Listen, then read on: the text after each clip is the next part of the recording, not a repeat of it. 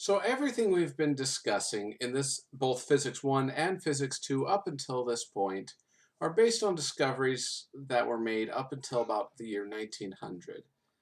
We've discovered some things more recently than that, but they're all based on principles discovered before 1900. These topics that we've covered in Physics 1 and 2 are in motion, energy, fluids, thermodynamics, and electromagnetism. These are the basic physics principles that we have learned over Physics 1 and 2. They are things that we can actually observe and deal with on a daily basis. They are what we call classical physics. These are things that we can actually see and watch happen. Well, you can't really see electrons moving back and forth, but we can see the effects of electrons moving and the electricity. And so we can still put that into the category of classical physics.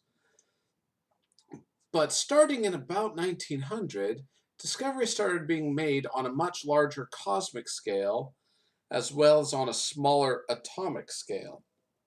And these are things we can't really observe firsthand. These are things that are um, that according to math, this is what it is, and we can see some effects of this, but we can't really observe it personally. This is something we call modern physics, just everything that's been discovered in the last 120 years. And we're going to talk in this next segment about relativity. Another field in modern physics is quantum physics. So we're going to start off here by talking about the basics of relativity. Now, we began all of physics in Physics 1 talking about reference frames, how observing an object in one velocity may not be the same velocity from another person's point of view. For example, a person on a train. If I say that I have an object moving forward at 5 meters per second, yeah, it's moving 5 meters per second.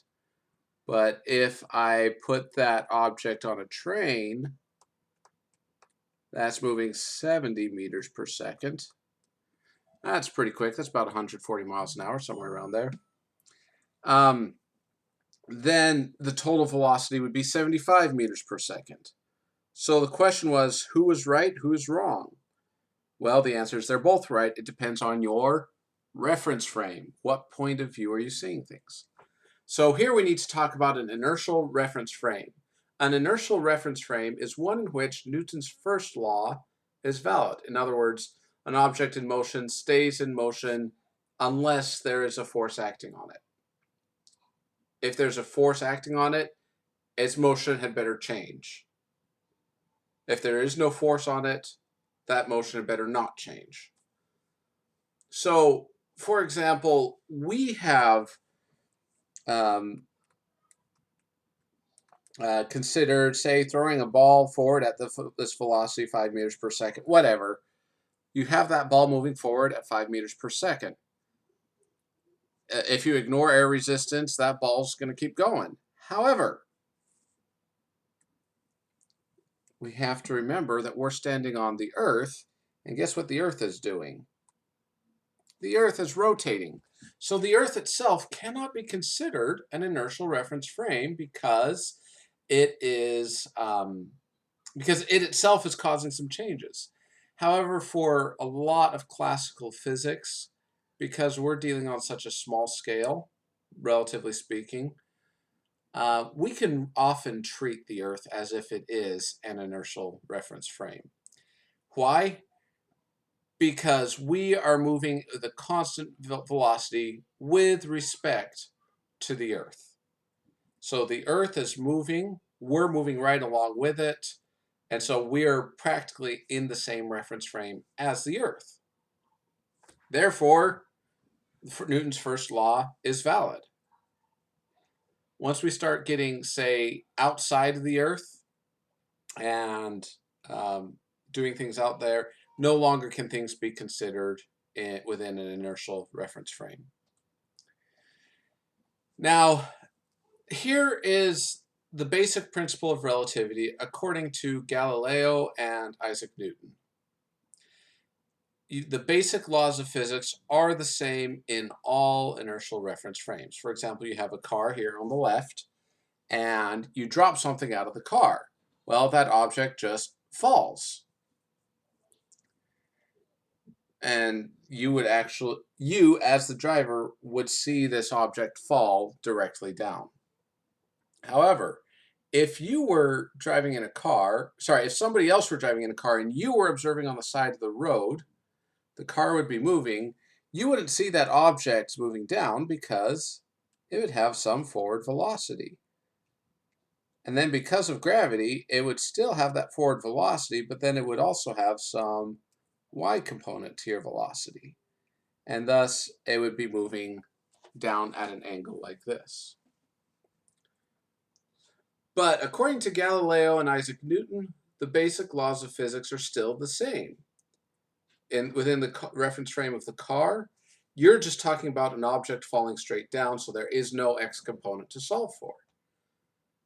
But with the Earth as the reference frame, watching the car drive by, you now have a forward x velocity, so now you have a two-dimensional problem. You have x components and y components, but the basic laws are still the same. And this does work quite well for mechanical motion. However,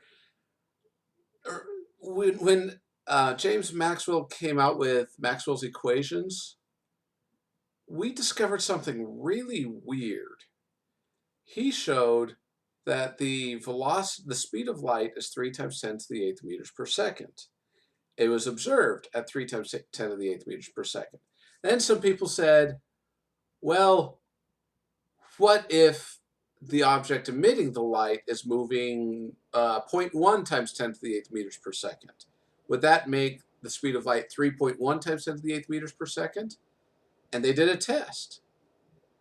And yet, so let me draw what I'm talking about here.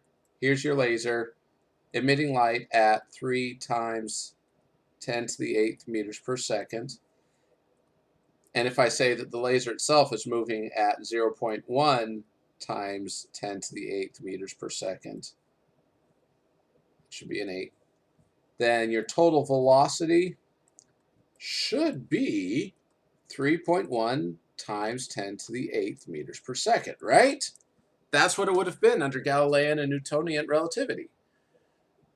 Yet when this experiment was actually done, they found no variation at all in the speed of light. They found that the total speed of light was 3.0 times 10 to the 8th meters per second.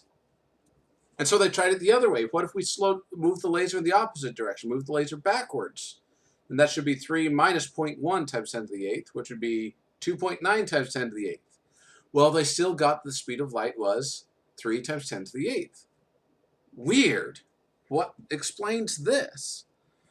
Well, this was a big question at the end of the 1800s, and there was a particular graduate student right around the end of the 1800s, beginning of the 1900s, who tackled this problem with a fury. He did a lot of thought experiments. That graduate student was none other than Albert Einstein.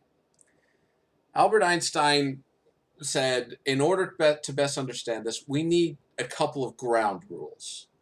We call these postulates, postulates of the special theory of relativity. The first postulate is that the laws of physics have the same form in all inertial reference frames. So we as people standing on the Earth's surface, we have the same laws of physics all around the whole Earth. If you have an astronaut out in space orbiting around the Earth, they'll have the same laws of physics because they'll be in the same inertial reference frame if they're in a geosynchronous orbit around the Earth. However,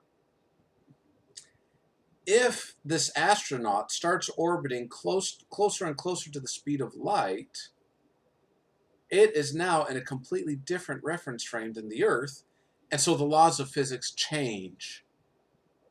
That's what Einstein is saying. And hopefully we'll see a little bit how and why. And we'll do that. We'll talk about that in the next couple of videos. The second postulate that Einstein established for the special theory of relativity is that light always propagates through empty space with a speed of 3 times 10 to the 8th meters per second, independent of the speed of the source or the observer. And having these two postulates, this solves the problem that we've been dealing with. And it makes it so that we can actually use our physics laws in multiple reference frames to describe motion.